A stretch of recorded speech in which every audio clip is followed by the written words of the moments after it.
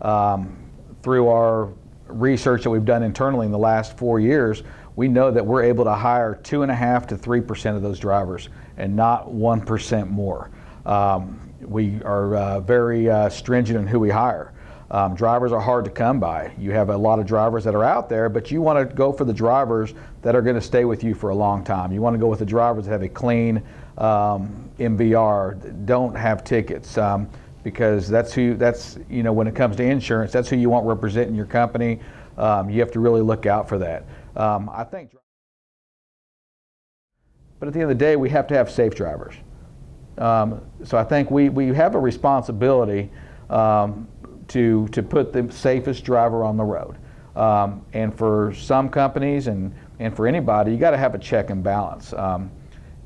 There's a lot of abuse on it. There's no doubt, I feel, from the government on it. But on the same side, there's a lot of abuse that would happen should they not be as stringent as they are. I guess at the end of the day, I want the safest driver on the road. I want to give drivers the ability to drive for our company, to take care of their families. And sometimes I just see a lot, and I see a lot of writing on why there's a driver shortage. It's all the older drivers retiring, and nobody wants to to come into this profession. And I firmly believe at the bottom of my heart that we, as a country, are the reason for this driver shortage. And it's not a CSA thing, it's an abuse thing. We talk today about bullying on TV, we talk about bullying kids. Well, you're talking about an industry in which we've bullied our drivers. And I tell people all the time, when as a shipper, they've abused them. As receiving dogs, distribution centers, they've abused them. To where the point where the drivers that are retiring today at one point said, I don't want my kid doing this job. I don't want them doing that. Where else can you work for free other than a trucking company? You think about a driver when he backs into a dock. He backs into a dock and the rule is, well, they get 2 hours free. What does that mean? What does 2 hours free mean? That's like somebody coming to work in my office. They sit down and start working. I say, hey, the first 2 hours are free.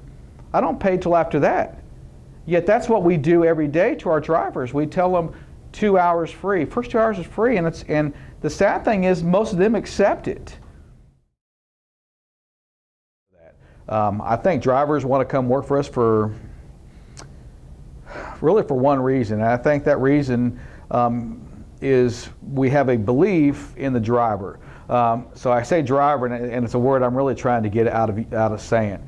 Our company drivers are our employees. They're just like me. They're just like my guys in the office. There's not a difference. We're going to treat them like humans, because we have to realize as people, as owners, as dispatchers, as safety people, that our drivers have kids. They have kids that they want to put through college. Our drivers, they have dogs, they have houses, they have food, they want to eat. They have the same needs that we have. And we forget about that as companies, as owners, as business companies, as trucking companies, as shippers, as receivers. As general, we all forget about them. We think they're just drivers, and they're not. They're human beings.